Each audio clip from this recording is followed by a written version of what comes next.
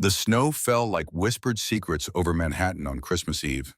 From the 42nd floor of Ashford Holdings, the city sprawled beneath Eleanor. Ashford like a kingdom of lights. Thousands of windows glowed against the December darkness. Thousands of lives unfolding behind frosted glass. Thousands of stories she would never know. She stood alone on the mezzanine level, one hand resting on the brass railing, her champagne untouched. Below her, the grand lobby had been transformed into a winter wonderland. White lights cascaded down marble pillars. The scent of pine and cinnamon drifted upward.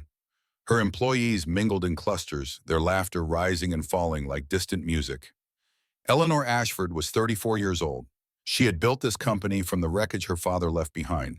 She had turned a struggling real estate firm into a juggernaut that owned 40% of the city's waterfront.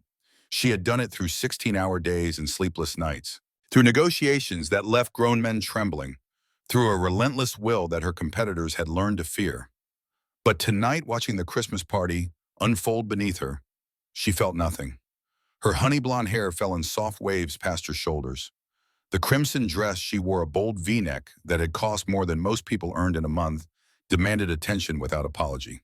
Her ice blue eyes swept across the crowd below, measuring every person, every interaction, every potential threat or opportunity. Most people found her intimidating. Some called her ruthless.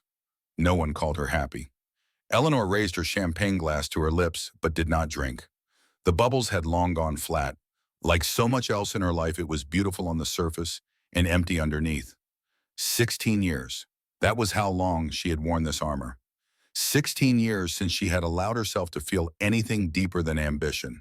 16 years since she had locked her heart in a vault and thrown away the key. 16 years since Daniel Prescott died on a rain-slicked highway and took her capacity for love with him. She had been 18 that summer, young and foolish and certain that the world was made of magic. Her father had sent her to the Berkshire Music Academy, not because she had any particular talent, but because it looked good on college applications. 4 weeks in the Massachusetts hills, surrounded by young musicians from across the country. She had expected boredom. She had found Daniel Prescott instead. He was 20 years old, a piano prodigy with wild dark hair and eyes that burned with intensity. When he played, the air itself seemed to hold its breath. His fingers moved across the keys like they were having a conversation with something invisible, something sacred, something that existed only in the space between notes. Eleanor had never believed in love at first sight, until she heard him play Chopin's Nocturne in E-flat major on her third night at camp, until she watched his hands dance across the piano in the main hall while the summer moon poured through the windows, until he looked up and caught her staring and smiled a smile that rearranged the furniture of her soul. They were inseparable after that. Long walks through the wooded trails, stolen kisses behind the practice rooms, whispered conversations that lasted until dawn. He told her about his dreams of playing at Carnegie Hall. She told him about the father who measured everything in dollars and the mother who had died when she was 6. And on their last night together under a sky crowded with stars, Daniel sat at an old upright piano near the lake and played her a song she had never heard before. "I wrote it for you," he said, his voice rough with emotion. "I call it Starlight Promise. It says everything I feel but can't put into words." The melody was unlike anything she had ever heard. Gentle at first, like rain on glass. Each note placed with such precision and care that it felt less like music and more like a love letter written in sound. Then it grew, swelling into something achingly beautiful, a cascade of notes that spoke of longing and hope and a love so deep it needed no explanation. Eleanor had cried. Not delicate tears, but great heaving sobs that she couldn't control. Because no one had ever given her something so beautiful. Because she understood in that moment that this was what it meant to be truly seen. Daniel held her afterward, and she felt for the first time in her life completely safe. "I'll come back," he promised. "After I finish my degree, after I make something of myself, I'll come back for you, Eleanor. Wait for me." "I'll wait," she whispered. "I'll wait forever if I have to." 3 weeks later, a drunk driver crossed the center line on Route 7. Daniel's car went over the embankment at 60 miles per hour. He was pronounced dead at the scene. And Eleanor Ashford learned the most brutal lesson of her young life, that love was not a gift, but a trap. That opening your heart only gave the world a target. that the only way to survive was to feel nothing at all. The memory faded as a burst of laughter erupted from the party below. Eleanor blinked, pulling herself back to the present. Her hand was gripping the brass railing so tightly that her knuckles had turned white. She forced herself to relax to smooth the emotion from her face. 16 years was a long time. Long enough to build an empire. Long enough to forget what warmth felt like. Long enough to convince herself that the hollow ache in her chest was just the price of success. She glanced at her watch. Another hour and she could leave, retreat to her penthouse, pour herself a glass of wine that she would not finish. Fall asleep alone in a bed that was too large for one person. Just another Christmas Eve. Just another night of not feeling anything at all. A commotion near the dessert table caught her attention. A man was pushing through the crowd, moving with the urgency of a parent who sensed danger. He wore a gray work shirt faded from too many washes. His hands were calloused, bearing traces of grease. A janitor, Eleanor realized. One of the maintenance staff who kept the building running while executives like her reaped the rewards. He was carrying a child. A little girl, maybe 6 or 7 years old, with dark curls and a face scrunched up in pain. Blood seeped through her tights near her knee, and she was crying the way children cry when they're hurt and scared and don't understand why the world has to be so cruel. Eleanor watched as the man knelt beside a marble column, pulling a clean handkerchief from his pocket and pressing it gently to the girl's wound. His voice was too quiet to hear from the mezzanine, but she could see the effect it had. The child's sobs began to quiet. Her small hands clutched his shirt like he was the only solid thing in a world that had suddenly become unreliable. Something stirred in Eleanor's chest, a feeling she didn't recognize, or perhaps one she had simply forgotten. Then Marcus Thorne appeared and the feeling died. Marcus was Eleanor's fiancé, or rather he was the man her father had chosen for her to marry in 6 weeks. He was handsome in a catalog model way with perfectly styled chestnut hair and a jaw that looked like it had been designed by a focus group. He worked in private equity and spoke frequently about optimizing assets and maximizing shareholder value. He was in every measurable way a perfect match for Eleanor Ashford, and she felt absolutely nothing when she looked at him. Their engagement had been announced 3 months ago to considerable fanfare in the business press. A merger of dynasties, the articles called it, a power couple for the ages. What they didn't mention was that Eleanor had agreed to the marriage because she no longer believed she was capable of love, and Marcus seemed like a safe harbor for a heart that had stopped sailing long ago. Now she watched as Marcus strode toward the janitor and his injured child, his face tight with irritation. "Can you control your kid?" Marcus's voice cut through the ambient noise of the party, sharp and ugly. "This is a corporate event, not a daycare. If you can't afford a babysitter, maybe you shouldn't have brought her." The janitor's jaw tightened. Eleanor saw it from 40 feet above, saw the way his shoulders tensed, saw the protective fury barely restrained in the set of his spine. But his voice remained level as he responded, the words too quiet to reach her ears. Marcus laughed, a cruel sound that carried easily through the marble lobby. "Your maintenance?" he said, loud enough for everyone nearby to hear. "There's a staff entrance for a reason. Know your place." The little girl's bottom lip trembled, and something inside Eleanor Ashford snapped. She descended the mezzanine stairs with deliberate grace, each step measured and purposeful. The crowd parted before her without conscious thought. This was the effect Eleanor had on people. They moved out of her way instinctively, the way small animals clear a path for predators. Marcus saw her coming and straightened, a smug smile forming on his face. He clearly expected her to support him, to dismiss the janitor with a word, to remind everyone in the lobby that there was a hierarchy in this building and he was near the top of it. He had badly misread the situation. "You don't have the authority to speak to my employees that way." Eleanor said, her voice quiet but carrying through the suddenly silent lobby. Her gaze fixed on Marcus with a coldness that could frost windows. "Apologize." Marcus's face flushed red. "Eleanor, I was just apologize," she repeated. "Now." The word hung in the air like a blade. Everyone was watching, the executives with their champagne glasses, the junior associates hoping to impress, the servers and caterers and maintenance workers who usually went unnoticed at events like this. All of them watching Marcus Thorne be publicly corrected by his own fiancée. His lips pressed into a thin line, but he managed a clipped "sorry," directed more at the floor than at the man he had insulted. Eleanor turned to the janitor then. Up close, she could see the silver threading through his light brown hair, the fine lines around his eyes that spoke of too many sleepless nights, the way he held his daughter careful and protective as if she were the most precious thing in his world, which Eleanor realized with a pang she couldn't explain she probably was. "Take care of your daughter," Eleanor said, her voice softening in a way that surprised her. "The first aid kit is in the executive lounge. 5th floor. Take the private elevator."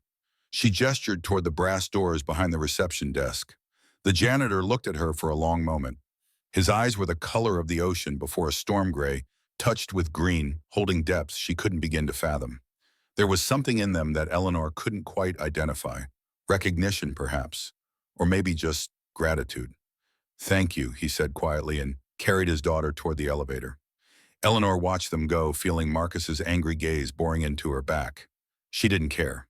For a few seconds, she had felt something other than the cold emptiness that had become her constant companion. It was almost worth the argument that would come later.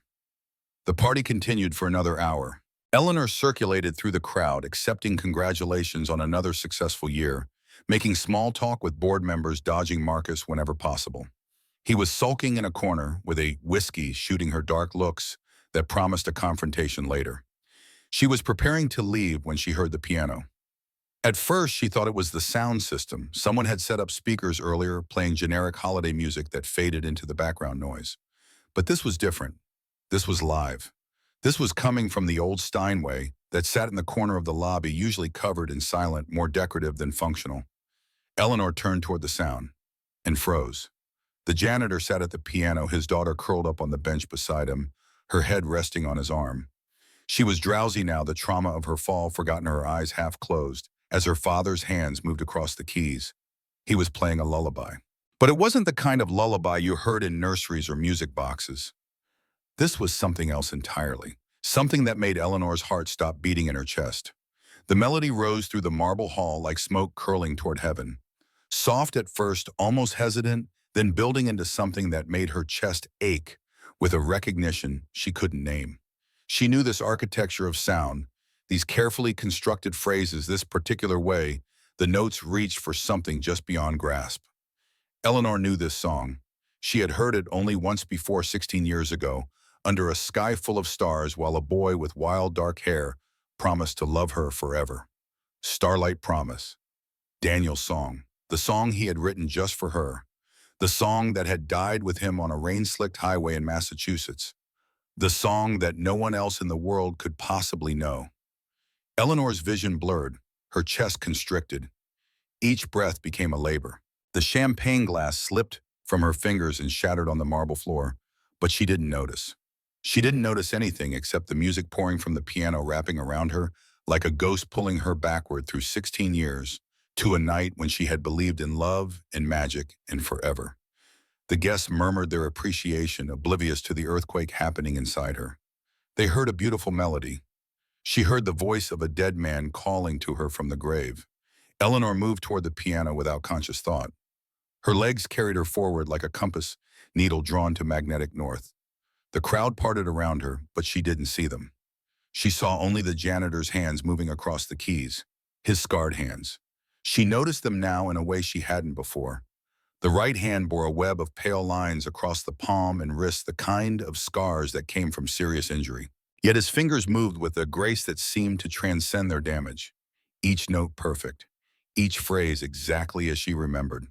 The song ended. The last chord hung in the air like a question waiting to be answered. Garrett Holloway opened his eyes and found Eleanor Ashford standing 3 feet away, her face pale as winter moonlight, her eyes swimming with tears she hadn't shed in 16 years. "Where did you learn that song?" Her voice came out raw, barely above a whisper. The words scraped against her throat like broken glass. The janitor stood slowly, careful not to wake his drowsy daughter. He was taller than she had realized. His gaze met hers, and in it she saw something that made her breath catch. Pain, old and deep and carefully hidden. The same pain she saw in her own mirror every morning. "It's just an old melody," he said quietly. "Something I picked up years ago. Don't lie to me." Eleanor's voice sharp in desperation bleeding through her careful composure. She was aware of people watching, of Marcus somewhere behind her, of the security guards by the door. She didn't care. That song was written for me, she said, by someone who died 16 years ago. No one else knew it. No one else could have known it.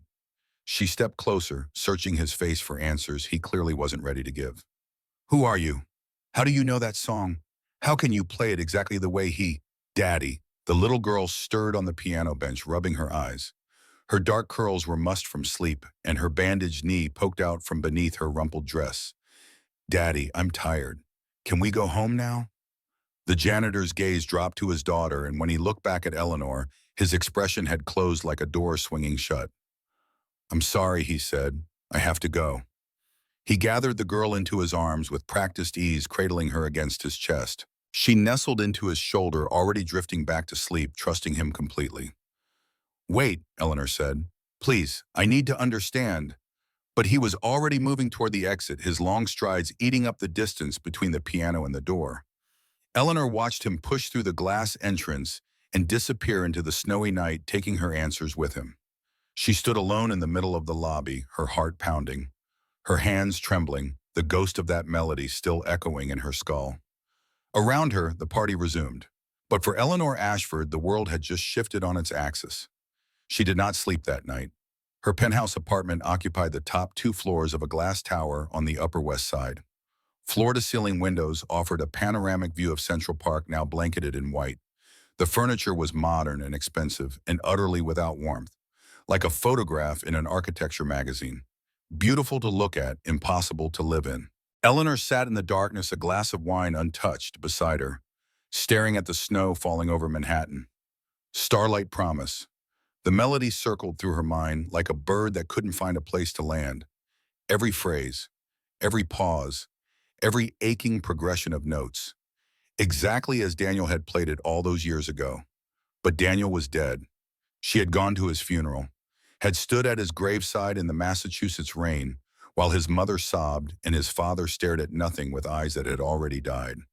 She had watched them lower his coffin into the earth and felt something inside herself get buried along with it. Daniel Prescott was dead. So how could a janitor in her building play his song? The questions multiplied in her mind like cells dividing. Who was Garrett Holloway? Where had he learned that melody? Why had he looked at her with such pain in his eyes, as if he knew her, as if he had always known her, as if he carried some secret that weighed as heavily as her own grief? Eleanor pulled up her laptop and began to search.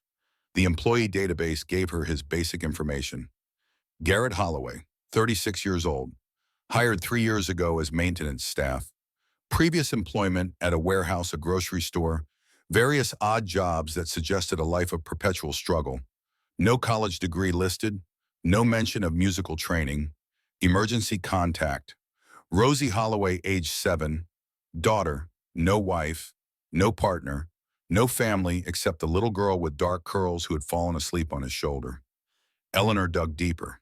Social Security records, public databases, news archives. She was looking for something, anything that would explain how this man had come to possess the most precious memory of her life. But there was nothing. Garrett Holloway was a ghost, a man who had seemingly appeared from nowhere 3 years ago and begun quietly existing in the background of her building, invisible to everyone who mattered, including her, until tonight. Dawn crept over the Manhattan skyline, painting the snow-covered city in shades of pink and gold. Eleanor had not moved from her chair. Her eyes were gritty from exhaustion, but her mind refused to quiet. Every time she closed her eyes, she saw the janitor's weathered hands moving across the piano keys, heard the melody that had haunted her dreams for more than a decade and a half. She needed answers, and she knew where to find them. Her phone felt cold in her hand as she scrolled through her contacts, searching for a name she hadn't spoken in over a decade. A name connected to her past, to Daniel, to the summer that had changed everything. Professor Edwin Hartwell. He had been the director of the Berkshire Music Academy, Daniel's mentor. The man who had recognized Daniel's genius and nurtured it, who had wept openly at his funeral and sworn that music itself had lost something irreplaceable that day. If anyone knew the truth about Starlight Promise, it would be him. The phone rang 4 times before a gravelly voice answered. Hello, Professor Hartwell. This is Eleanor Ashford. I don't know if you remember me. Eleanor. The name came out soft with surprise. Of course I remember you, Daniel's girl. I've followed your career over the years. Quite impressive. His voice was older now, weathered by time, but it still carried the same gentle authority she remembered from that long-ago summer. Professor, I need to see you. Today, if possible. Something has happened, and I need answers that only you might have. A long pause. This is about Daniel, isn't it? Eleanor's throat tightened. Yes and no. It's complicated. These things usually are. Another pause longer this time. I'm in Boston now. Retired mostly, but I could take the train down tomorrow morning if it's urgent. It's urgent. Then I'll be there, but Eleanor, yes. There are things I probably should have told you 16 years ago, things I kept to myself because I thought they would hurt you more than help. His voice grew heavy with something that sounded like guilt. Whatever you've discovered, I suspect it's time for the truth to finally come out. The call ended. Eleanor sat in the growing morning light, her heart pounding against her ribs. 16 years of carefully constructed walls were about to come crashing down, and she didn't know if she was ready for what lay on the other side. The snow continued to fall over Manhattan. Somewhere in the city, a janitor with damaged hands was waking up in a cramped apartment, preparing breakfast for a 7-year-old girl who called him Daddy. Somewhere a melody was humming through the air between them, a song of love and loss that had traveled across all those years to reunite two people who had never properly met. And somewhere in a penthouse that felt like a prison, Eleanor Ashford was finally allowing herself to feel something she had buried so long ago, she had forgotten it existed. Hope. Fragile and terrifying and completely irrational, but hope nonetheless. Tomorrow she would meet with Professor Hartwell. Tomorrow she would begin to unravel the mystery of Garrett Holloway. Tomorrow the frozen heart that had protected her for 16 years would start to crack. But that was tomorrow. For now, Eleanor Ashford watched the snow fall over the city she had conquered and allowed herself for the first time since that terrible summer to remember what it felt like to be 18 and in love and certain that the world was made of magic. The memory hurt. But it was the kind of hurt that promised healing on the other side. And as the Christmas morning dawned over Manhattan, Eleanor Ashford finally understood that some songs never really end. They just wait for the right moment to be played again. Professor Edwin Hartwell arrived in Manhattan on the morning train from Boston. He was 73 years old now. His silver hair swept back from a face that had weathered 7 decades of music and loss and the slow accumulation of secrets. He walked with a cane, his left knee having surrendered to arthritis years ago, but his eyes remained sharp behind wire-rimmed glasses. Eleanor met him at Grand Central Station. She had not slept in 2 days. The shadows beneath her eyes betrayed her exhaustion, and her usually immaculate appearance showed signs of neglect. Her hair was pulled back in a simple ponytail. Her clothes were wrinkled. She looked for the first time in years like a woman who had more important things on her mind than appearances. They found a quiet corner in a cafe near the station. Outside, the city churned with post-Christmas energy. Shoppers hunting for bargains. Tourists photographing the holiday decorations. Life continuing its relentless forward march while Eleanor Ashford prepared to excavate her past. You look exhausted, Professor Hartwell said, settling into his chair with a wince. When did you last sleep? I don't remember. Professor, I need to show you something. She pulled out her phone and navigated to a video. Someone at the Christmas party had recorded Garrett playing the piano and posted it to a private social media group. Eleanor had found it at 3 in the morning, watching it over and over until the battery died. She handed the phone to Hartwell. He put on his reading glasses and pressed play. The tinny speakers filled the space between them with the melody that had haunted Eleanor for all those years. Starlight Promise captured in shaky smartphone footage played by a janitor with weathered hands while his daughter slept beside him. Hartwell listened in silence. His expression remained unreadable, but Eleanor saw the way his hands tightened around the phone, the way his breath caught at certain phrases, the way recognition flickered in his eyes like a candle flame struggling against the wind. When the video ended, he removed his glasses and rubbed his eyes. That's remarkable, he said quietly. Is it Starlight Promise Daniel's song? Hartwell was silent for a long moment. Then he set the phone down on the table between them and folded his hands, the gesture of a man preparing to deliver news he had carried for far too long. Eleanor, there's something I should have told you 16 years ago. Something I kept to myself because I thought it would hurt you more than help. But now, he trailed off looking at the frozen frame on the phone screen. Garrett's face illuminated by the piano's reading light, his hands hovering over the keys. Now I think you deserve the truth. The truth, when it came, felt like a knife sliding between Eleanor's ribs. Daniel didn't finish that song, Professor Hartwell said. He wrote the opening, the first 8 bars. And he was brilliant, he always was. But he got stuck. Couldn't figure out where to take it. He kept scrapping versions, starting over, growing more frustrated by the day. Eleanor's coffee sat untouched, growing cold. She couldn't move, could barely breathe. There was another student at camp that summer. Quiet kid, talented but overlooked. He was there on a scholarship he could barely afford.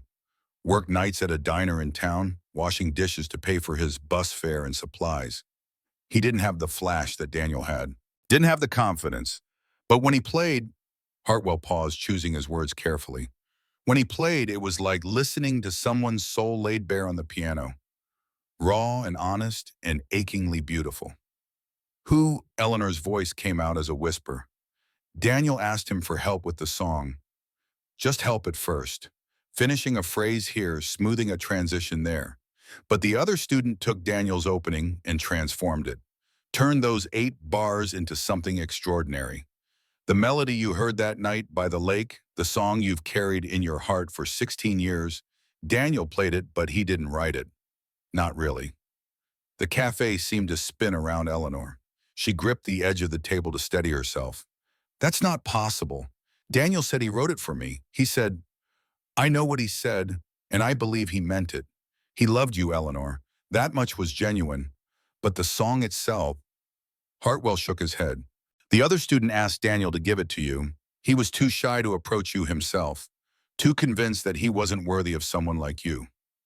Someone like me.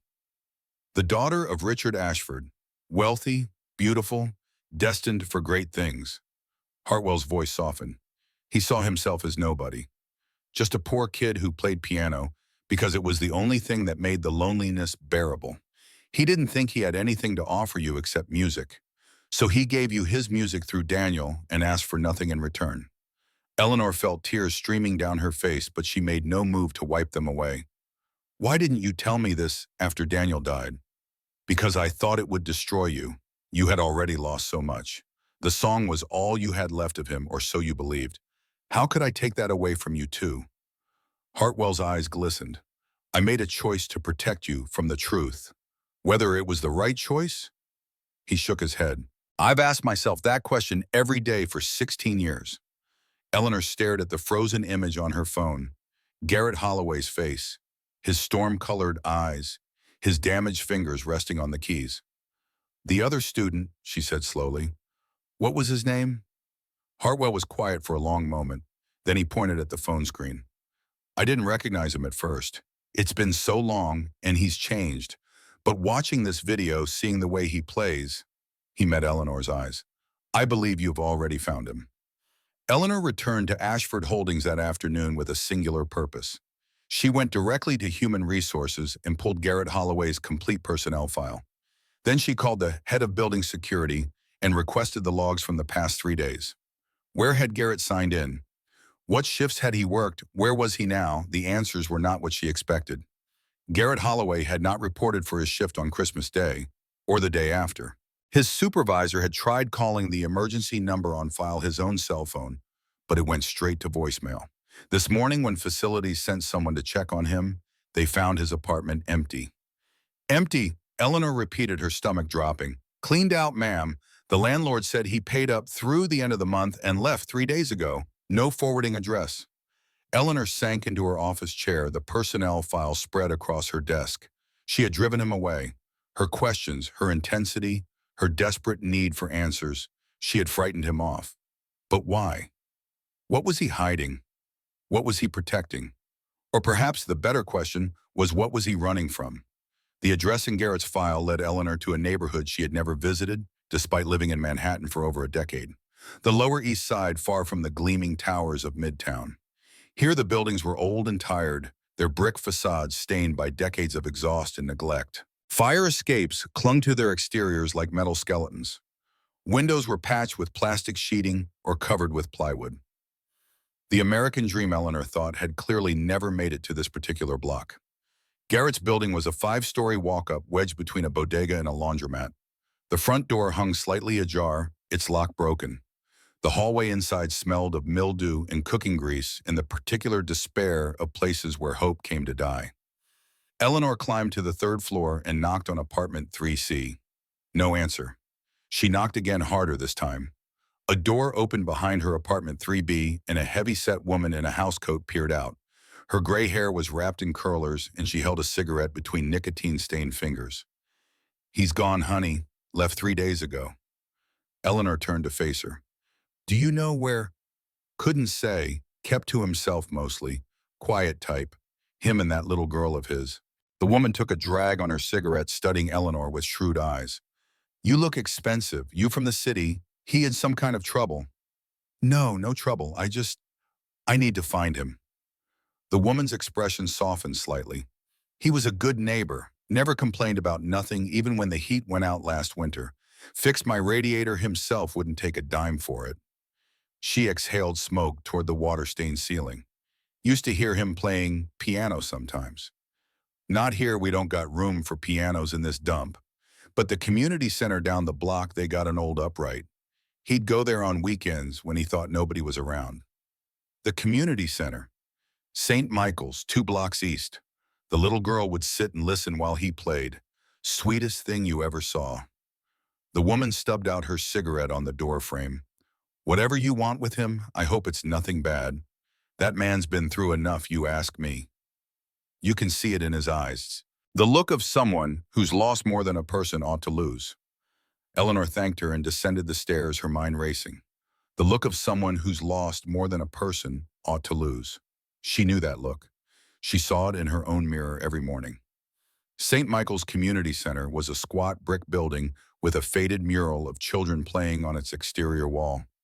Inside, Eleanor found a recreation room filled with folding tables, a small kitchen, and in the corner an ancient upright piano that had clearly seen better decades. A hand-lettered sign on the wall announced free piano lessons, Saturdays 10 a.m., with a phone number that had been partially torn away. The center was empty now, closed for the holiday week. But Eleanor stood in front of the piano for a long moment, imagining Garrett sitting here with his daughter, teaching her to play, sharing the one thing he had left to give. She touched the yellowed keys and a discordant note echoed through the empty room. "Where are you?" she thought. "Why did you run? And more importantly, why did you come to my building in the first place?" The answer came 3 days later on a night when fresh snow fell thick and heavy over Manhattan. Eleanor had been working late trying to distract herself from the gnawing emptiness that Garrett's disappearance had carved inside her. Spreadsheets and contracts and quarterly projections, the machinery of empire that usually consumed her attention, felt meaningless now, like counting grains of sand while the tide rolled in. She was gathering her things to leave when she heard it. Piano music drifting up from the lobby. Faint at first, barely audible over the building's climate control systems, but unmistakable, haunting. A melody she would recognize anywhere in any form until the day she died. Starlight Promise. Eleanor's briefcase slipped from her fingers. She was running before she consciously decided to move her heels clattering against the marble floors, her heart slamming against her ribs. She bypassed the elevator and took the stairs, descending 42 flights in a breathless rush that left her lungs burning and her legs trembling. The lobby was empty except for a single figure seated at the Steinway. Garrett Holloway. His back was to her, his shoulders hunched as if bearing an invisible weight. His daughter lay curled on a leather sofa nearby, wrapped in his jacket, sleeping with the absolute trust of a child who knew her father would keep her safe. He was playing Starlight Promise again. But this time the song sounded different. The notes fell like snow against window glass, delicate, inevitable, each one landing exactly where it needed to be. Yet there was something resigned in the melody now, something that spoke of endings rather than beginnings, as if he were saying goodbye to something he had loved for a very long time. Eleanor stood at the foot of the stairs, afraid to move, afraid to breathe, afraid that any sound would shatter this moment into pieces that could never be reassembled. Then his hand stilled on the keys, and without turning around, he spoke. "You came back." "I shouldn't have run." Garrett still hadn't turned to face her. His voice echoed through the empty lobby, soft and tired and heavy with years of unspoken words. Rosie asked me why we left, why we had to pack up in the middle of the night and find a new place to stay. And I couldn't give her a good answer. She liked it here, liked the cookies the nice lady in the executive lounge gave her, liked watching the Christmas lights. He paused, his fingers resting lightly on the piano keys. I owed you the truth, even if you hate me for it, even if it changes everything you believed about the past 16 years. Eleanor moved closer, her steps echoing in the silence. I could never hate you for playing beautifully, she said, but I need to understand. Professor Hartwell told me about the song, about how Daniel didn't write it, about how another student, it was me. Garrett finally turned to face her. In the dim light of the lobby, she could see the silver threading through his light brown hair, the fine lines around his eyes that spoke of too many sleepless nights, the careful way he held himself as if expecting the blow that he knew he deserved. I was the other student, the scholarship kid who washed dishes at a diner to pay for his bus fare, the nobody who fell in love with the most beautiful girl he'd ever seen and knew he didn't stand a chance. Eleanor's knees nearly buckled. She reached for the piano to steady herself, and her hand came to rest inches from his weathered fingers. You wrote Starlight Promise. I wrote it for you. His eyes held hers without flinching, storm gray with flecks of green that seemed to shift in the dim light. Every note was something I felt but couldn't say. I watched you with Daniel, the way you laughed at his jokes, the way your eyes lit up when he played, and I thought that's what love looks like. That's what it means to matter to someone. But why? Why give it to him?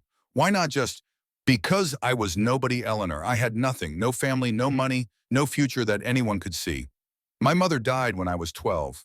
Foster homes after that one, after another, until I aged out of the system at 18.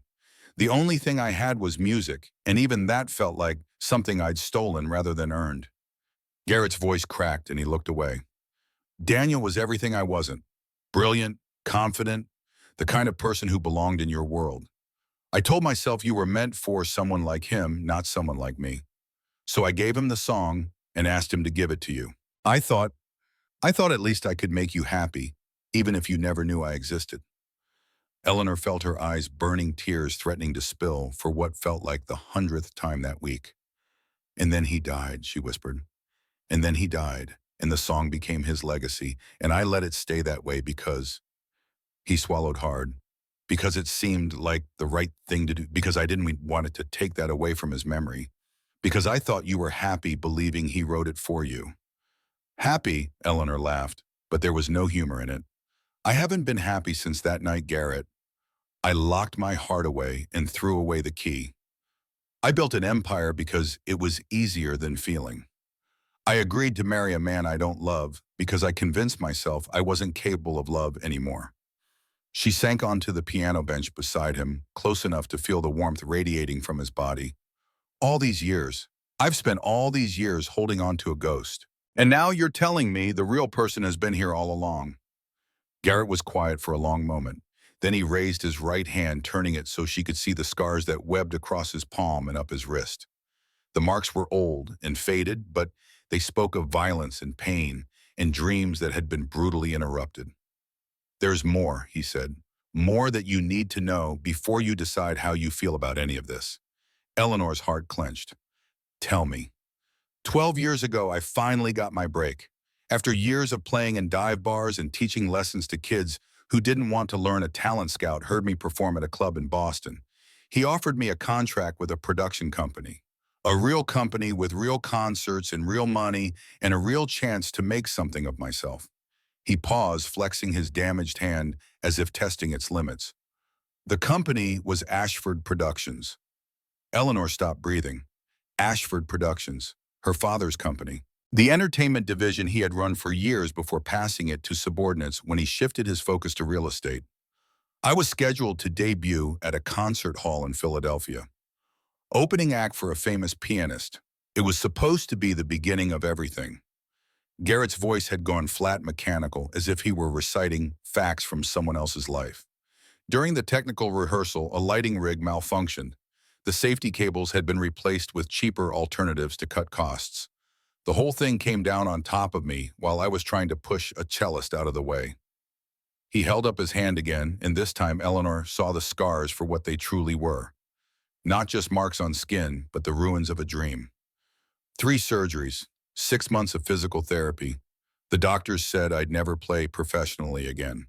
The company's lawyers showed up while I was still in the hospital, offering a settlement that barely covered my medical bills. I signed it because I didn't know any better, because I had no one to tell me I had other options. Eleanor felt sick. My father's company did this to you.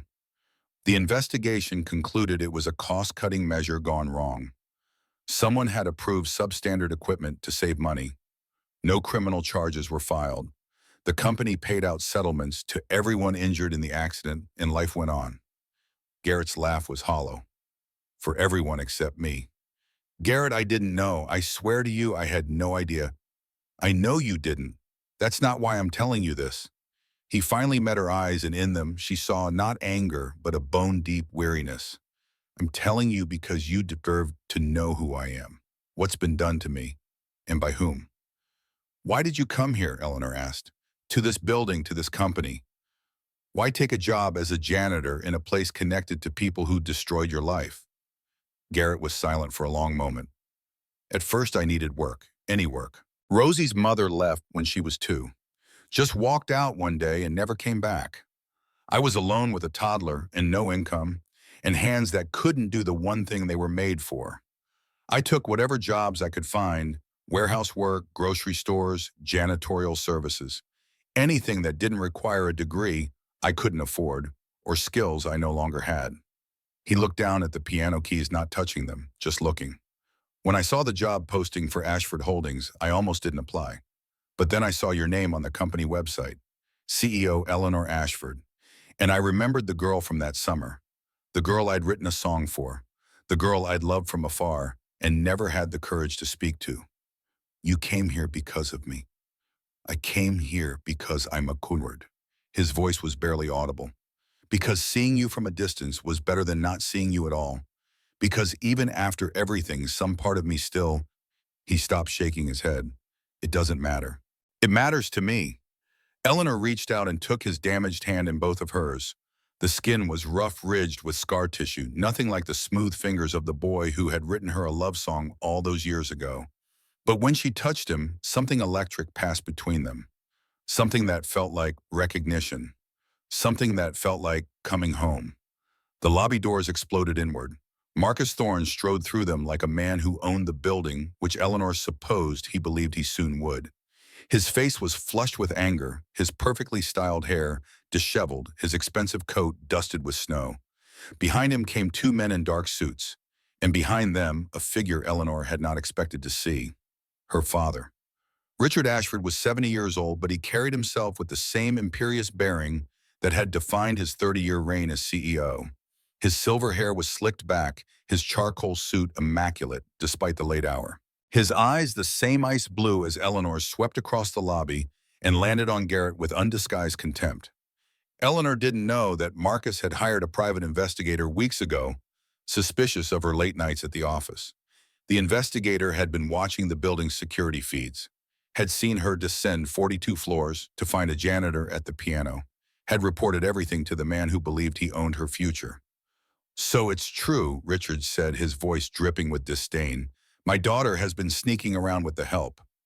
Eleanor rose from the piano bench, placing herself between her father and Garrett. What are you doing here? Marcus called me, said you were making a fool of yourself over some janitor with a sob story. Richard's gaze flicked to Garrett, then back to Eleanor. I raised you better than this. You didn't raise me at all. You handed me to nannies and boarding schools and expected me to turn into a carbon copy of yourself.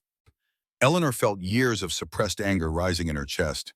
And now you show up in the middle of the night to lecture me about my choices. I show up because someone has to protect this family's reputation. Someone has to remind you what's at stake. Richard stepped closer, his voice dropping to a dangerous whisper.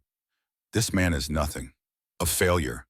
A janitor who couldn't even succeed at being a musician. And you're willing to throw away everything we've built for him. Everything we've built, Eleanor laughed, a sharp and bitter sound. You mean everything I built? The company was drowning in debt when I took over.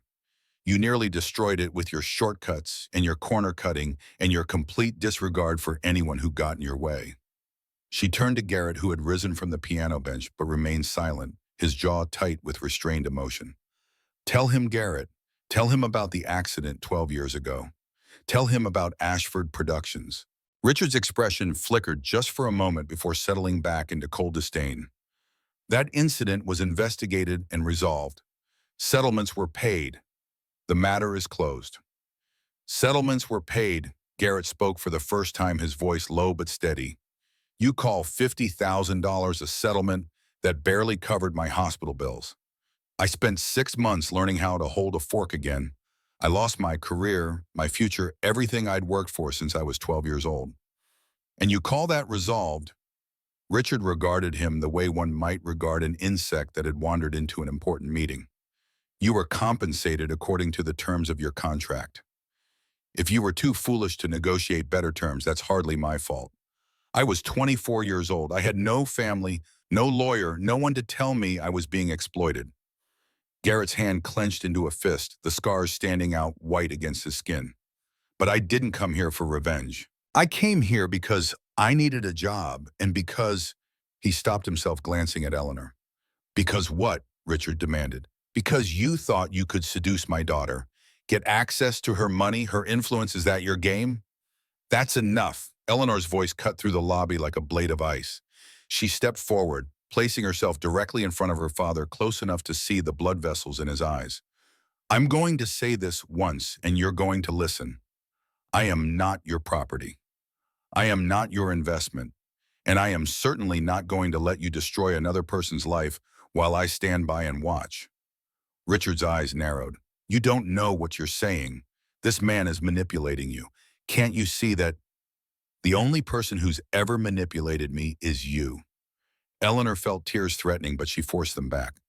All those years ago, you sent me to that music camp because it looked good on college applications. And I met a boy there who gave me the only moment of real happiness I've ever known. And then he died, and I let you convince me that love was weakness, that emotion was a liability, that the only thing worth pursuing was power. She gestured at the gleaming lobby, the marble pillars, the Christmas decorations that still twinkled with fairy tale light. I built all of this because I was too afraid to feel anything. I agreed to marry Marcus because I thought I didn't deserve better. And now I find out that the real person behind the song I've cherished all these years has been right here cleaning floors and fixing toilets because your company destroyed his hands and his dreams and left him with nothing. Richard's face had gone pale. Eleanor, no, you don't get to speak anymore. She turned to Marcus, who had been watching the confrontation with barely concealed glee. And you think you have leverage over me. You think your threats and your financial documents and your connections will protect you. Marcus's smug expression faltered. I don't know what I know about the doctored files. I know about the evidence you've been manufacturing to make it look like I've been embezzling from the company. Eleanor's voice was calm now, deadly calm. Did you really think I wouldn't have contingencies, that I wouldn't have people watching you from the moment we got engaged? The blood drained from Marcus's face. The engagement is off, Eleanor continued. You will receive formal notice from my lawyers tomorrow. And if any of those fabricated documents find their way to the press, I will personally ensure that every regulatory agency in the country takes a very close look at your firm's practices. She turned back to her father. As for you, you're done. I'm calling an emergency board meeting first thing tomorrow. I have enough votes to force you into retirement. You can keep your shares, keep your money, keep whatever dignity you have left, but you will never set foot in this building again. Richard Ashford stared at his daughter as if seeing her for the first time. You would do this, destroy our family for a stranger. You destroyed our family years ago. I'm just finally brave enough to admit it. For a long moment, no one moved. The lobby was silent except for the soft hum of the climate control system and the distant sound of wind against the windows. Snow continued to fall outside, blanketing the city in white, as if nature itself were trying to cover up the ugliness of what had just transpired. Then Richard Ashford turned and walked out without another word.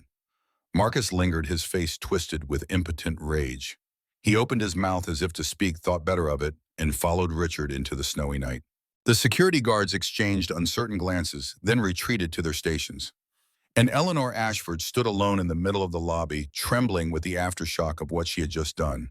She had destroyed her engagement, defied her father, potentially triggered a corporate war that could consume everything she had built.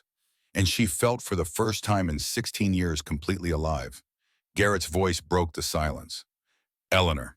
She turned to find him standing beside the piano, his daughter still sleeping peacefully on the nearby sofa, oblivious to the drama that had unfolded around her. You didn't have to do that, he said quietly. Any of it. I would have understood if you'd chosen differently. Eleanor crossed the space between them in 3 strides. She stood close enough to see the reflection of the Christmas lights in his eyes, close enough to feel the warmth of his breath. 16 years ago, you gave me a song because you thought you weren't worthy of me. You let another man take credit for your heart because you believed you had nothing to offer. She reached up and touched his face, feeling the roughness of stubble beneath her fingertips. I'm standing here tonight because I finally understand that you were wrong. And so was I. Eleanor, I don't know what happens next. I don't know if we have a future or if too much has happened between us, or if we're both too broken to ever be whole. Her voice cracked, but she pressed on. But I know that I'm tired of being afraid, tired of hiding behind walls I built to protect myself from feeling anything, tired of being my father's daughter instead of my own person. A small voice interrupted them. Daddy. They both turned to see Rosie sitting up on the sofa, rubbing her eyes with small fists. Her dark curls were mussed from sleep, and her face bore the confused expression of a child who had awakened in an unfamiliar place. Daddy, why is everyone yelling, is the pretty lady okay? Garrett moved to his daughter's side, kneeling beside the sofa and brushing the hair from her face. Everyone's okay, sweetheart. We were just talking. Rosie's brown eyes found Eleanor across the lobby. You're the lady who helped me when I fell. You have nice eyes. Despite everything, Eleanor felt herself smile. Thank you, Rosie. You have nice eyes too. The little girl considered this for a moment. Then she looked at her father with the innocent wisdom that only children possess. Daddy, she's the one from your song, isn't she? The one you play for sometimes when you think I'm sleeping. Garrett's breath caught. Eleanor's heart stopped. What do you mean, sweetheart? The sad song, the one you play late at night when you miss someone. Rosie yawned already, drifting back towards sleep. You talk to her sometimes. You say, I'm sorry, Eleanor. I'm sorry I wasn't brave enough. In the silence that followed, Eleanor felt something crack open inside her chest. Not breaking, healing, like a bone that had set wrong finally being realigned.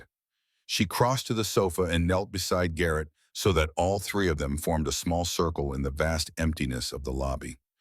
You talk to me, she whispered. Every night. Garrett's voice was rough with emotion.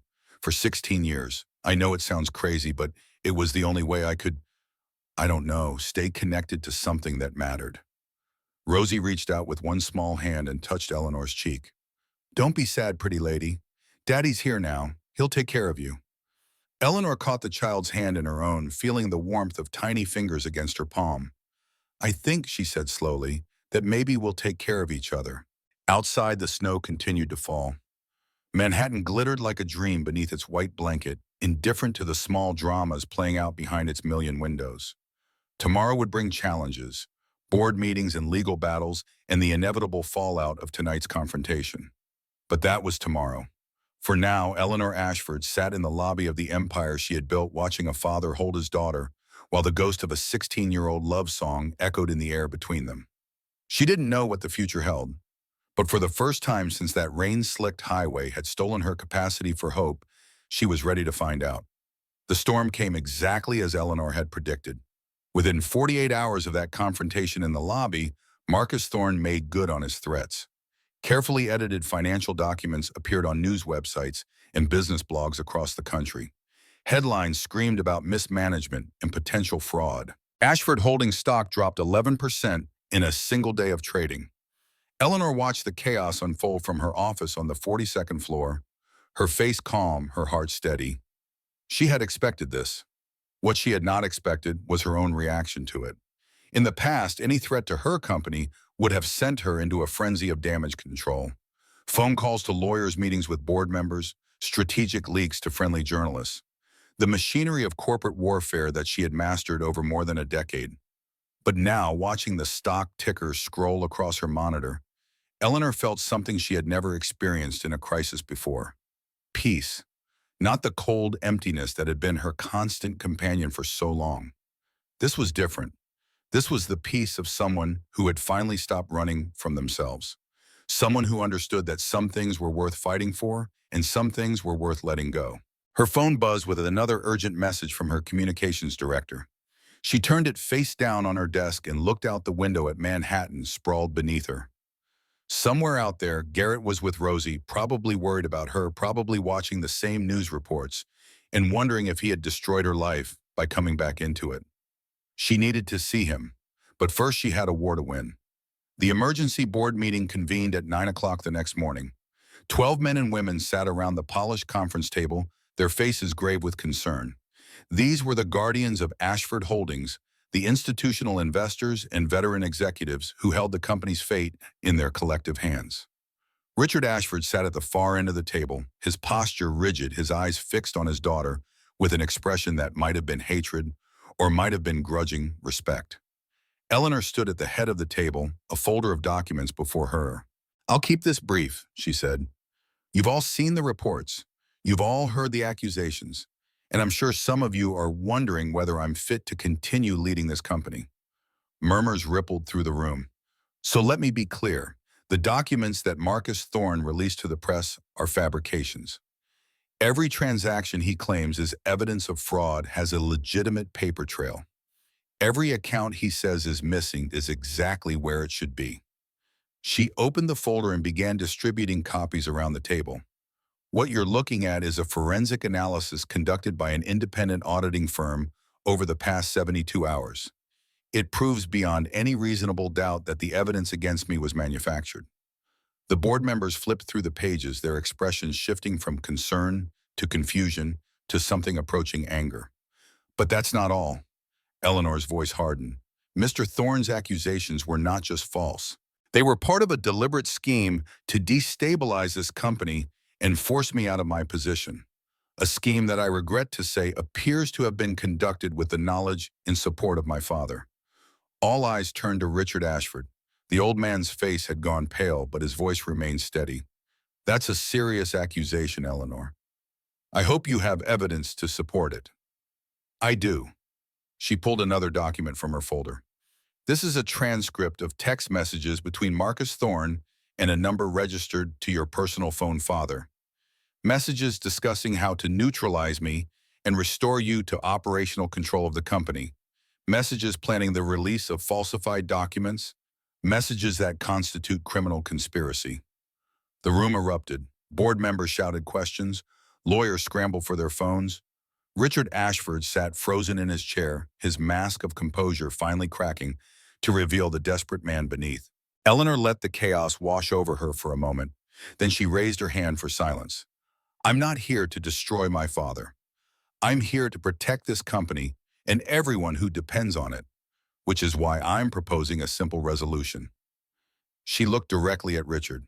"Effective immediately, Richard Ashford will resign from all positions within Ashford Holdings. He will retain his shares but surrender all voting rights. In exchange, I will not pursue criminal charges, and I will ensure that his retirement is handled with dignity and discretion." Richard's voice was hoarse. "You would do this to your own father.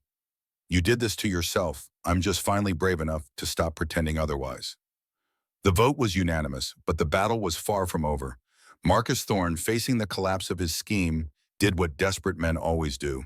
He doubled down. More documents leaked. More accusations flew. He gave interviews to anyone who would listen, painting himself as a whistleblower, and Eleanor as a corrupt executive who had seduced him and then betrayed him when he threatened to expose her crimes. The narrative was absurd, but in the age of social media, absurdity was no barrier to belief. Ashford Holdings stock continued to fall. Advertisers pulled their sponsorships from company events. Business partners began quietly distancing themselves, waiting to see which way the wind would blow. Eleanor worked 18-hour days, fighting fires on every front. She barely slept, barely ate, barely had time to think about anything except survival. And through it all, Garrett stayed. He had moved into a small apartment in Brooklyn, paid for with savings Eleanor had insisted he accept as back pay for the creative work he had done all those years ago. He didn't argue. He understood that she needed to feel like she was making things right, even if he had long ago stopped keeping score. Every evening, no matter how late she worked, Eleanor would find a text from him waiting on her phone. Rosie learned a new chord today. She says to tell you she's getting better. Made dinner. There's a plate in your fridge if you ever come home. The snow is beautiful tonight. Reminds me of you. Small messages, simple words, but they anchored her to something real when everything else felt like it was spinning out of control. On the seventh day of the crisis, Professor Edwin Hartwell called. I've been watching the news, he said. It's disgraceful what they're doing to you. It's not your problem, Professor. I'll handle it. Actually, I think it might be. I've been doing some thinking, Eleanor, about the past, about secrets I've kept for too long. He paused. Would you be willing to meet with me tomorrow? I have an idea that might help. The press conference was held in the grand ballroom of the Waldorf Astoria. Professor Edwin Hartwell stood at the podium looking every bit the distinguished academic in his tweed jacket and wire-rimmed glasses.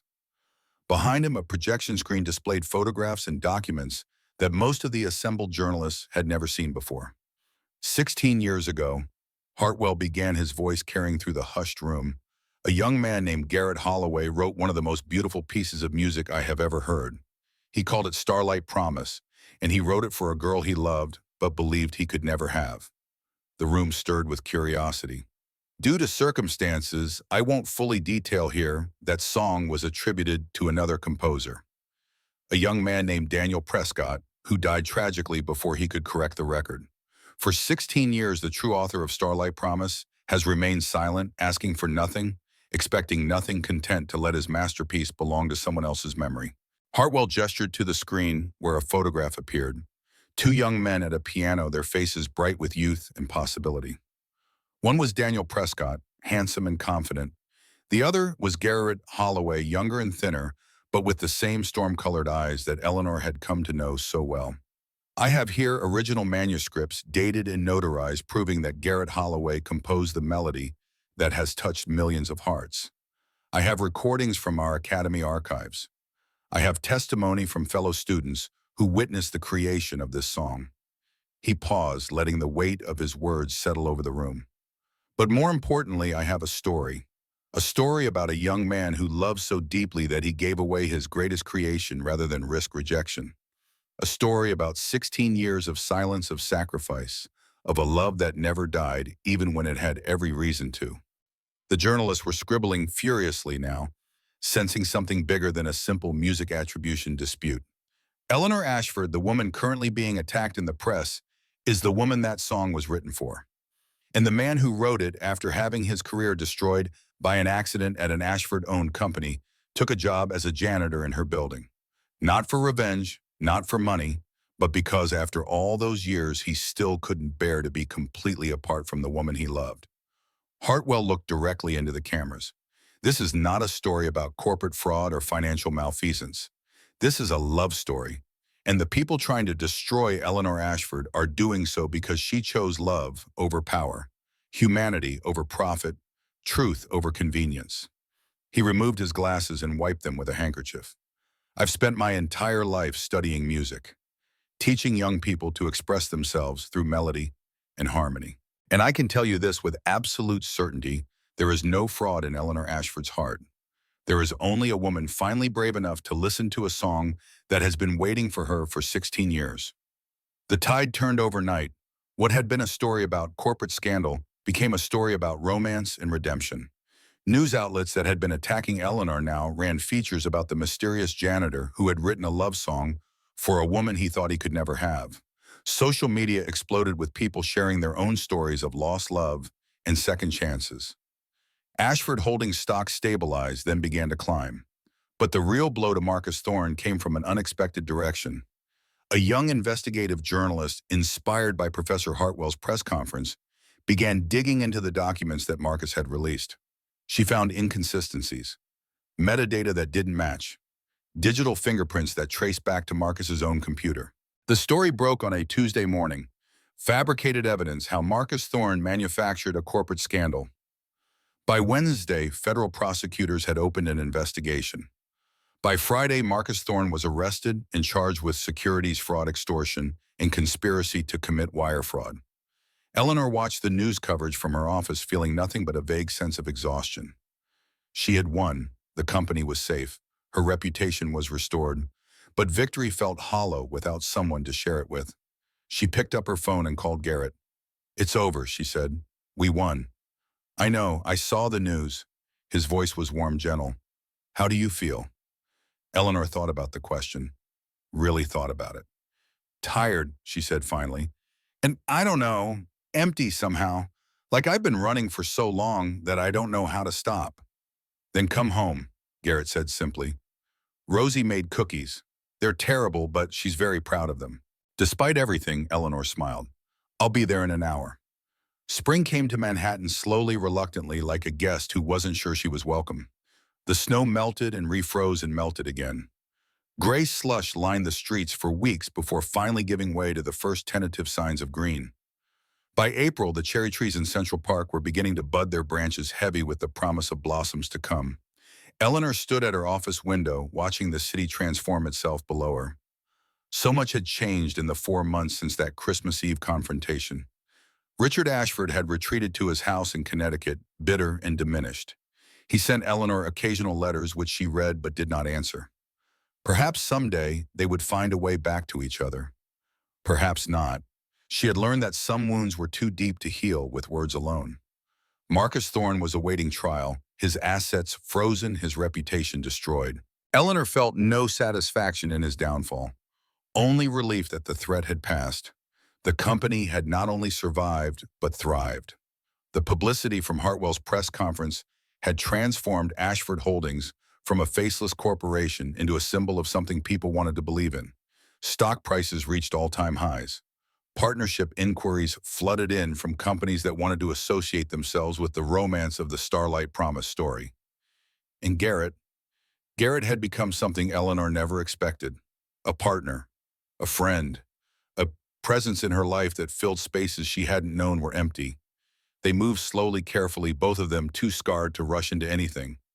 Some nights they simply sat together in her apartment, not talking, just existing in the same space while he played piano and she worked through documents. Other nights they walked through the city after dark, rediscovering Manhattan together, seeing it with new eyes. Rosie had become the unexpected center of their small universe. The little girl with dark curls and her father's expressive eyes had a gift for cutting through adult complications with the simple wisdom of childhood. "Are you going to marry my daddy?" she had asked Eleanor one evening while Garrett was in the kitchen making dinner. Eleanor had been caught off guard. I don't know, sweetheart. It's complicated." Rosie had considered this for a moment. "My teacher says complicated is just another word for scared." "Your teacher sounds very wise." "She also says that being scared is okay as long as you don't let it stop you from doing the things that matter." Eleanor had looked at this 7-year-old philosopher with something approaching awe. "And what do you think matters, Rosie?" "Being happy," the girl had said simply, "and making the people you love happy too." The charity concert was Eleanor's idea. A year after that fateful Christmas Eve, Ashford Holdings would host a benefit performance at Lincoln Center. All proceeds would go to a new scholarship fund for young musicians from disadvantaged backgrounds. The fund would be named after Daniel Prescott in honor of the friend whose memory Garrett still carried with him. It was, Eleanor thought, a way of bringing the past and present together, of honoring what had been while making space for what could be. The night of the concert, she stood in the wings of the stage watching the auditorium fill with guests, board members and business partners, journalists and celebrities. Professor Hartwell sat in the front row, his silver hair gleaming under the house lights. Even a few of Eleanor's employees from the maintenance department had been given tickets, a gesture that had surprised and delighted them. But Eleanor's attention was focused on the two figures waiting backstage. Garrett wore a simple black suit, the first formal clothing he had owned in years. His hands were clasped in front of him, and she could see the slight tremor that betrayed his nervousness. Beside him, Rosie stood in a red velvet dress, her dark curls tamed into an elegant arrangement that had taken Eleanor an hour to achieve. The little girl was practically vibrating with excitement. "Are you ready?" Eleanor asked softly. Garrett met her eyes. 16 years of hiding, of being ashamed of who I am and what happened to me, of watching life pass by while I told myself I didn't deserve to participate. He reached out and took her hand. I think I've been ready for a long time. I just needed someone to remind me. The house lights dimmed, the audience fell silent, and Garrett Holloway walked onto the stage at Lincoln Center, his daughter's hand in his to play the song he had written for Love 16 years ago. The melody filled the concert hall like light filling a dark room. Starlight Promise performed live for the first time since that summer night at Berkshire Music Academy. Garrett's weathered hands moved across the keys with a grace that seemed to transcend their damage, each note placed with the precision and care of someone who understood that music was not just sound but language. Beside him, Rosie played the simple accompaniment he had taught her over months of patient practice. Her small fingers stumbled occasionally, but she pressed on with the determination of a child who desperately wanted to make her father proud. In the wings, Eleanor watched through tears she made no effort to hide. The song was different than she remembered, not in its melody, which remained exactly as it had been that night under the stars, but in its meaning. All those years ago, it had been a declaration of impossible love. Tonight, it was a celebration of love that had survived everything the world had thrown against it. When the final notes faded into silence, the audience sat motionless for a long moment. Then the applause began. It started slowly, a ripple of clapping from somewhere in the back of the hall, but it grew quickly, building into a wave of sound that washed over the stage and the performers and everyone fortunate enough to witness this moment. People rose to their feet. Eleanor saw Professor Hartwell wiping his eyes, saw strangers embracing strangers moved by something they couldn't quite name, saw the magic of music working its ancient alchemy, transforming pain into beauty and loneliness into connection.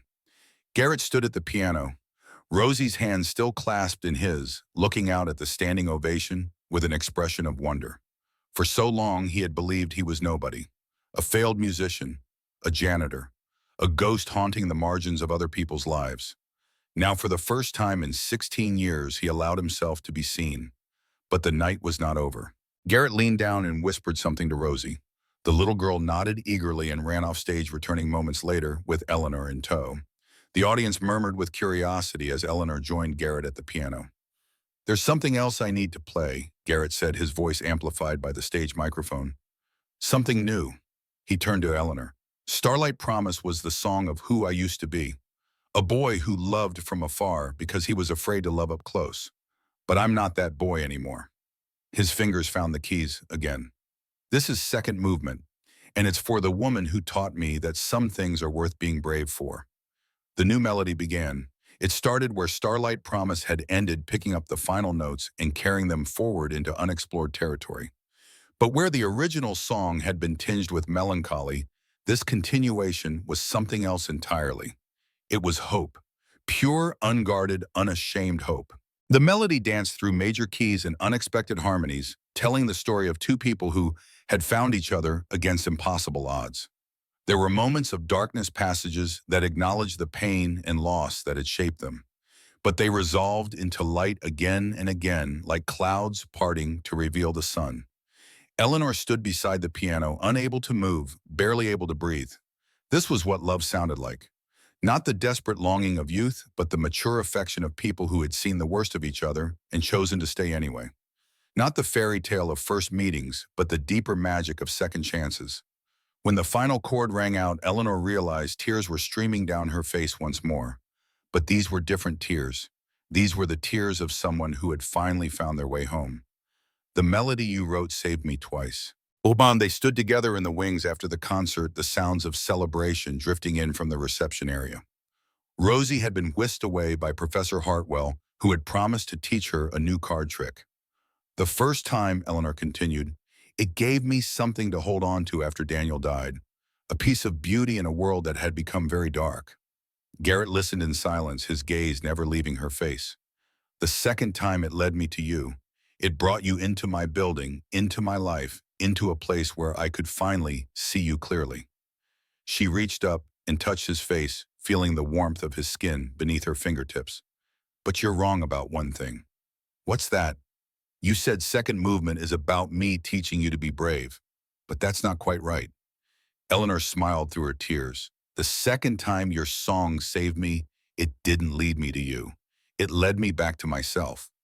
Garrett pulled her close, wrapping his arms around her as if afraid she might disappear.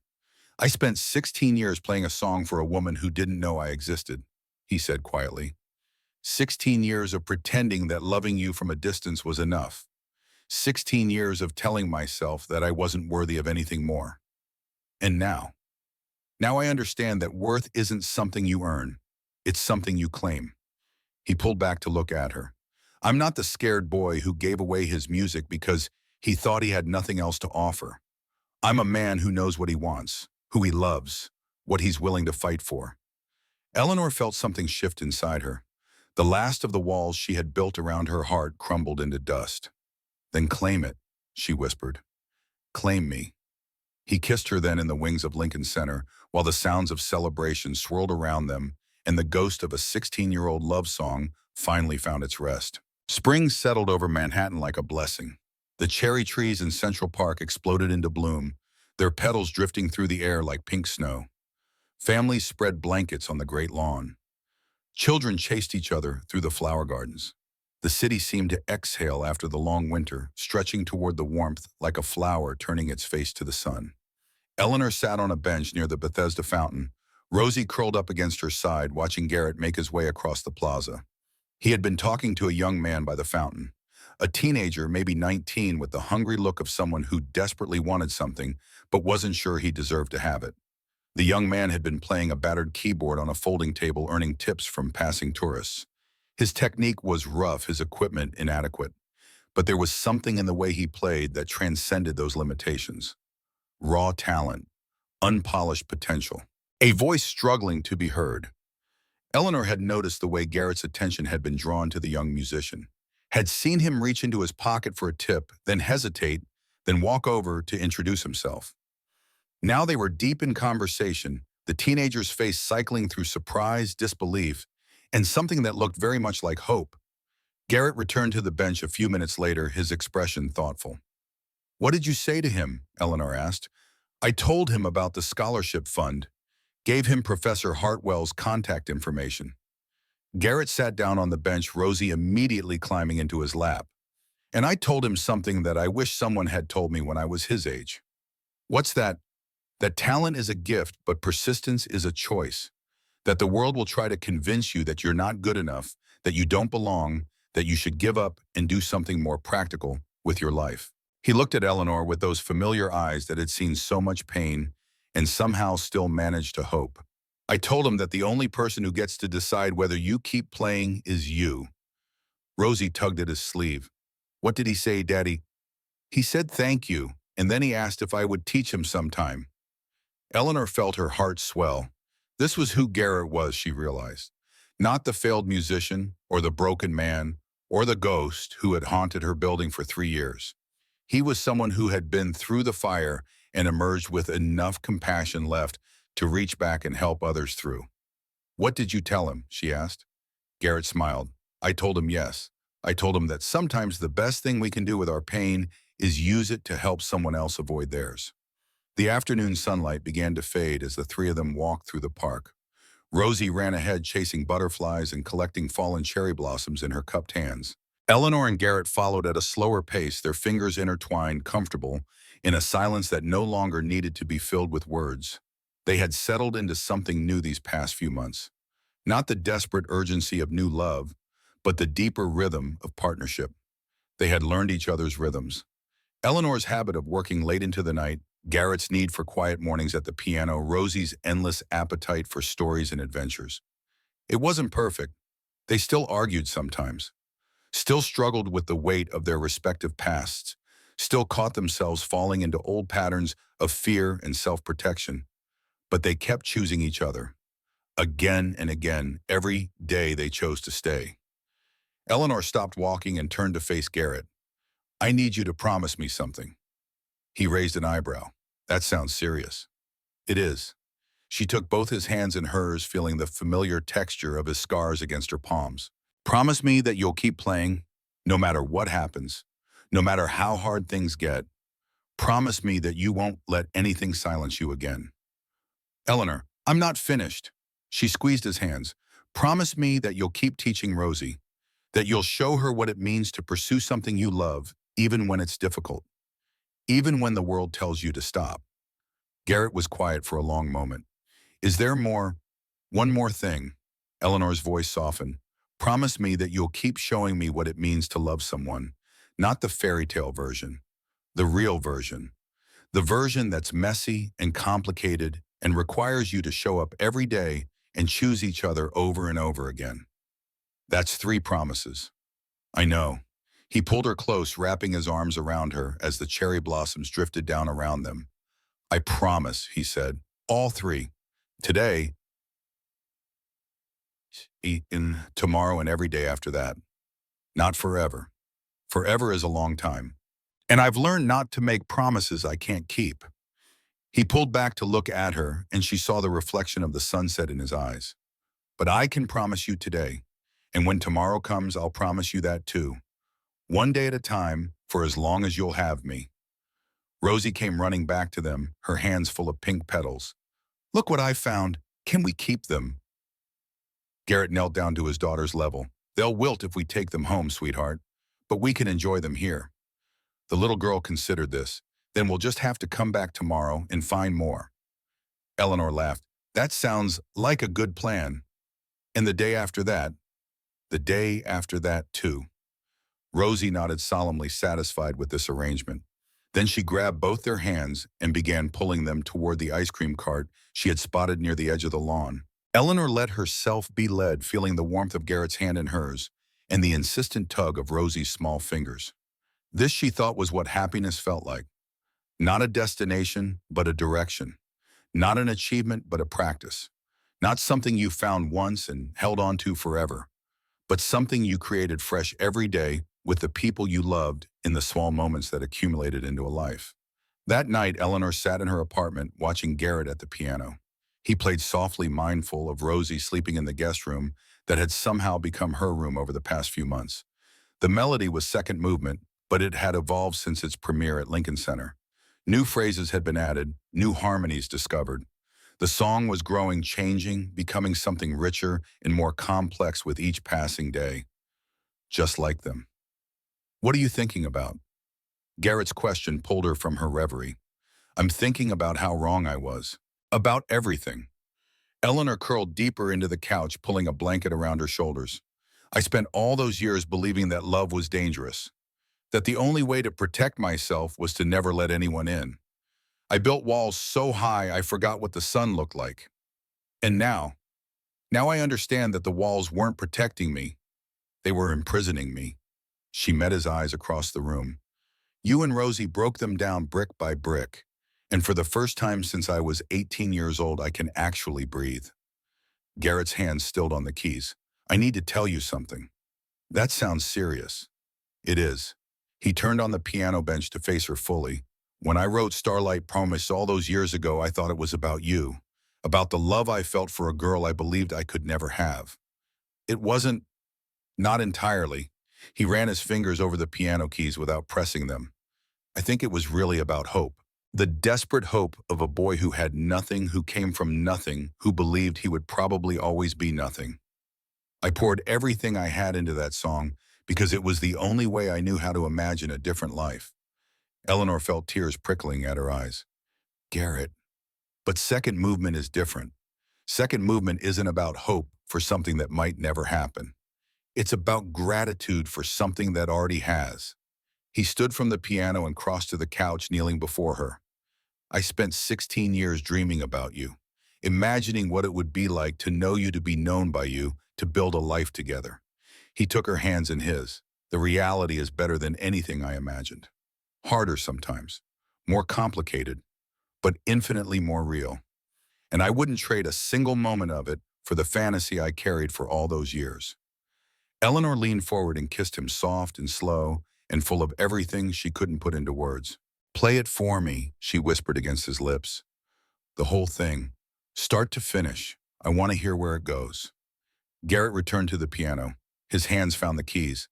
And as the melody of second movement filled the apartment, Eleanor closed her eyes and let the music wash over her. 16 years ago, she had lost the person she thought was the love of her life. Tonight she understood that she had been wrong. Daniel had been a beautiful dream, a summer romance frozen in amber by tragedy. What she had now, this scarred, complicated everyday love, was something far more precious. It was real. And as the final notes of second movement faded into silence, Eleanor Ashford finally understood what she had been searching for all along. Not a song that captured a moment, a song that captured a lifetime. Outside the window, Manhattan glittered against the spring night. And somewhere in the city, a 19-year-old pianist was practicing scales in a cramped apartment, dreaming of the day when he might play at Lincoln Center. Somewhere, Professor Hartwell was reviewing scholarship applications, searching for the next generation of voices that deserve to be heard. Somewhere, Richard Ashford was sitting alone in his Connecticut mansion, wondering if it was too late to become the father his daughter had always deserved. And in an apartment overlooking Central Park, three people who had been broken by life were slowly, carefully, joyfully learning how to be whole again. The song wasn't over. It was just beginning its second movement.